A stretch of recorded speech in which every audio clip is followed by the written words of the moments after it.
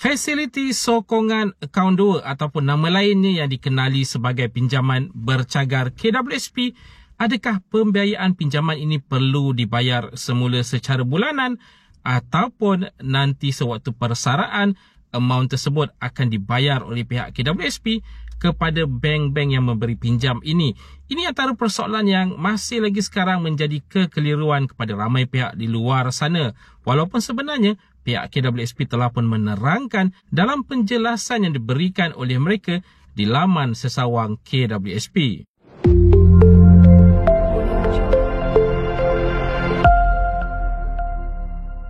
Assalamualaikum, salam sejahtera. Jumpa lagi di channel Herwan AB. Okay guys, kepada mereka yang belum lagi subscribe ke channel ini, jangan lupa tekan pada butang subscribe, tekan juga pada butang loceng. Thank you guys. Semalam pihak KWSP telah pun mengeluarkan perincian mekanisme berkaitan dengan pinjaman bercagar KWSP yang mana namanya dikenali sebagai Fasiliti Sokongan Akaun 2. Ramai sebenarnya yang masih lagi keliru, menjadi tanda tanya kepada mereka berkaitan dengan mekanisme ini, mungkin kerana istilah yang digunakan oleh pihak KWSP. Dalam penjelasan mereka itu agak mengelirukan istilah-istilah profesional. Walhal rakyat-rakyat di bawah sana adalah rakyat marhain yang mana mereka ini memerlukan penjelasan yang lebih simple, yang lebih mudah agar lebih mudah untuk masuk dalam fikiran mereka supaya senang untuk mereka memahami berkaitan dengan mekanisme untuk fasiliti sokongan akaun 2 ini. Okey, berkaitan dengan pembayaran secara bulanan perlu ataupun tidak perlu dilakukan kerana ramai juga pihak di luar sana yang mengatakan berdasarkan kefahaman mereka sendiri mengatakan bahawa tidak perlu membayar secara bulanan, hanya menunggu sehingga umur 50 ataupun 55 tahun nanti pihak KWSP akan menyalurkan apa yang telah diambil daripada pihak bank itu kepada pihak bank. Okay, itu sebenarnya tidak benar. Pembayaran bulanan masih lagi perlu dilakukan oleh peminjam-peminjam di bawah skim fasiliti sokongan akaun 2 ini. Telah pun dinyatakan oleh pihak KWSP dalam penjelasan mereka bahawa pembiayaan ini adalah sehingga maksimum selama 10 tahun. Bermakna pembayaran secara bulanan itu boleh dibuat sehingga ke 10 tahun berdasarkan kelulusan antara anda sebagai peminjam dan juga pihak bank. 10 tahun itu adalah maksimum. Berkemungkinan besar nanti pihak bank akan ada kriteria tertentu.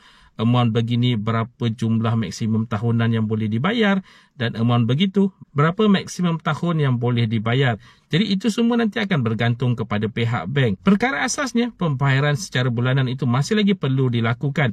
Jadi nanti apabila anda membuat pinjaman ini, anda perlu meneliti dengan sedalam-dalamnya berkaitan dengan apa akan jadi jika anda tidak ataupun gagal membayar secara bulanan. Adakah akan ada late fee, akan ada interest on interest dan sebagainya yang akan menyebabkan nanti jumlah pinjaman itu bertambah tinggi. Walau bagaimanapun pihak KWSP telah menyatakan bahawa sewaktu umur persaraan sama ada 50 ataupun 55 tahun tersebut, akaun 2 anda, amount yang berada dalam akaun 2 anda sewaktu persaraan itu akan diserahkan terus kepada pihak bank yang memberi pembiayaan pinjaman kepada anda ini.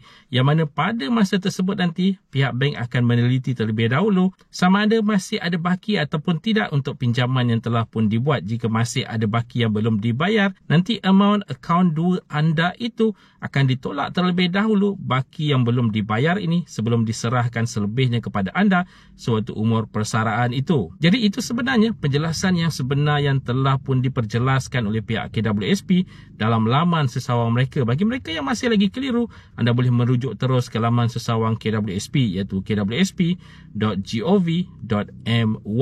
Buat masa sekarang ini, permohonan akan dibuka pada 7 hari bulan nanti hanya untuk mereka yang berumur 40 tahun dan ke atas dan hanya di Bank MBSB serta Bank Simpanan Nasional. 2 bank ini sahaja dan permohonan adalah secara dalam talian yang mana laman sesawang ataupun pautan untuk membuat permohonan nanti akan di-share kelak. Dan pada 5 hari bulan April iaitu esok hari, anda akan boleh mula menyemak syarat-syarat ataupun kelayakan untuk anda membuat pinjaman ini di laman sesawang yang telah pun dinyatakan oleh pihak KWSP iaitu fsa2.kwsp.gov. Jadi guys, pada 7 hari bulan sekali lagi hanya untuk mereka yang berumur 40 tahun dan ke atas mempunyai baki akaun 2 sekurang-kurangnya RM3,000. Mereka yang berumur di bawah 40 tahun hanya akan dibuka sewaktu fasa kedua nanti yang belum lagi diketahui dengan jelas bilakah tarikh fasa kedua akan dibuka.